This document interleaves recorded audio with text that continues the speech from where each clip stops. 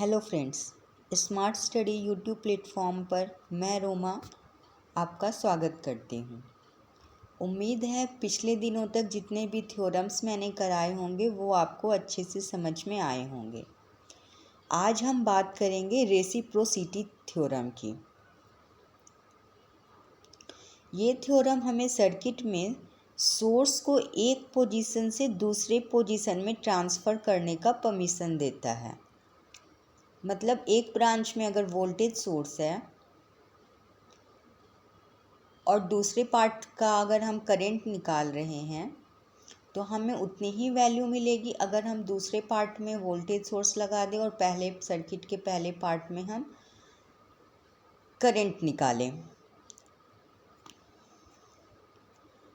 मतलब किसी भी लीनियर बाइलेटरल नेटवर्क में अगर किसी ब्रांच में ईएमएफ ई कनेक्टेड है और इस ईएमएफ की वजह से दूसरे किसी ब्रांच में करंट आई फ्लो कर रहा है तो हम वोल्टेज सोर्स को अगर दूसरे ब्रांच में ट्रांसफ़र कर देते हैं तो पहले ब्रांच से same current I he flow करेगा। आइए इसको हम इस सर्किट से समझते हैं।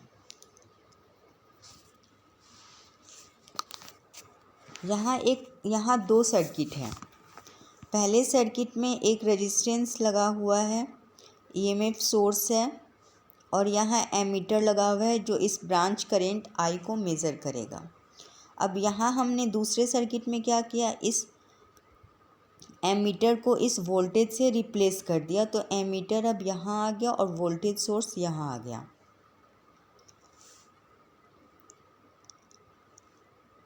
क्लियर है?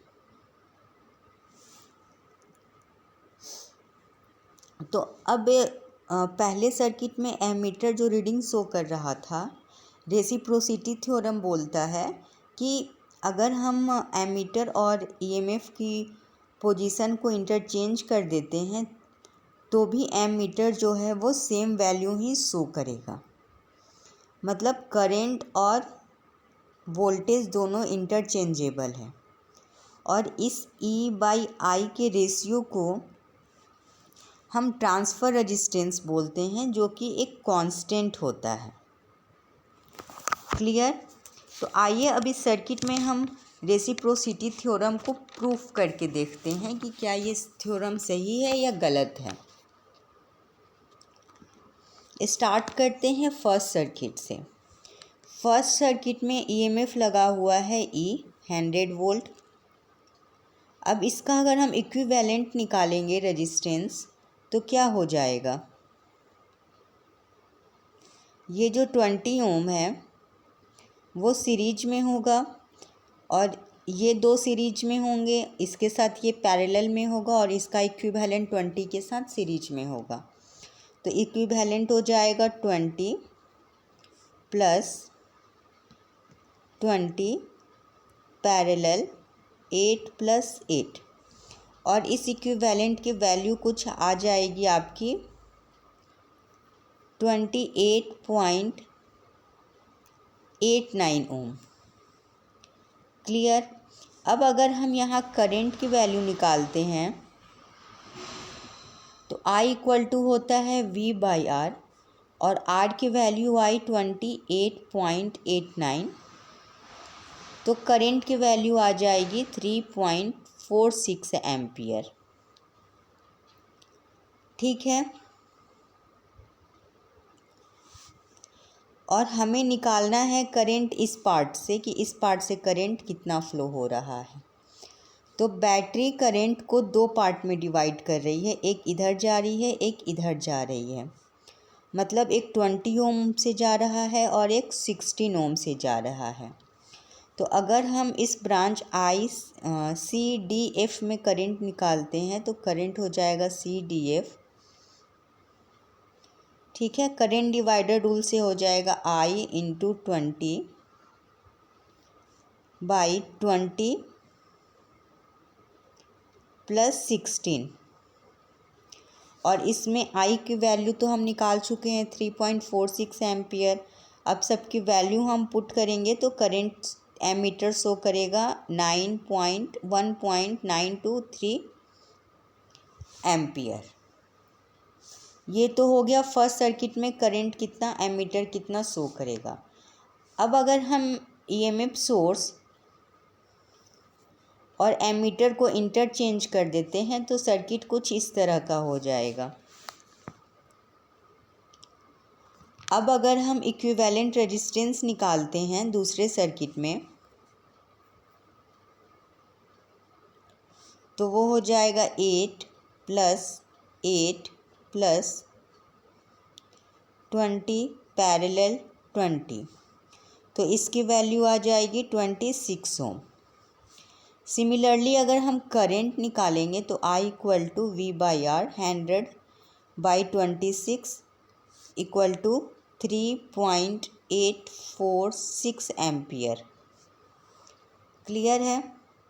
यहाँ भी करंट जो है दो पार्ट में डिवाइड हो रहा है। यहाँ तक करंट आया, फिर यहाँ एक 20 ओम और 20 ओम में डिवाइड हो गया। तो इस ब्रांच में हमने एमीटर लगाया है CAF में, तो CAF से कितना करंट पास होगा, तो फिर से हम यहाँ पे करंट डिवाइडर रूल लगाएंगे। I × 20/20 + 20, और इसकी वैल्यू अभी सेम आ जाएगी 1.923 एम्पियर। क्लियर है। तो पहले सर्किट में भी एमीटर की रीडिंग 1.923 आ रही थी और सेकेंड केस में भी एमीटर की रीडिंग 1.923 आ रही है। तो हम देखते हैं कि अगर हम वोल्टेज सोर्स और एमीटर को चेंज कर देते हैं तो भी एमीटर सेम रीडिंग शो कर रहा है। इसका मतलब रेसिप्रोसिटी थ्योरम का जो स्टेटमेंट है वो बिल्कुल सही है कि अगर ईएमएफ को एक ब्रांच से हटाकर दूसरे में ट्रांसफ़र कर देते हैं तो भी एमीटर की रीडिंग सेम आएगी।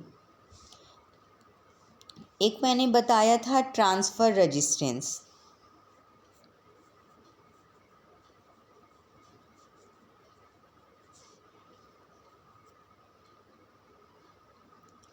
ट्रांसफ़र रेजिस्टेंस एक कांस्टेंट होता है जिसकी वैल्यू होती है E/R, E/I।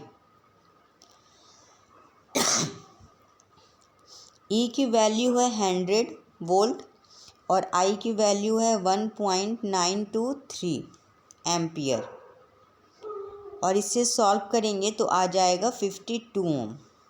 ये ट्रांसफ़र रेजिस्टेंस की वैल्यू हुई। यहाँ तक आप लोग को क्लियर है। तो अभी तक जितने भी थ्योरम्स आपके आने वाले हैं वो सारे मैंने कवर कर दिए। नेक्स्ट डे हम स्टार और डेल्टा कनेक्शन जानेंगे कि ये क्या होता है और हम स्टार को डेल्टा में और डेल्टा को स्टार में कैसे चेंज कर सकते हैं। ठीक है।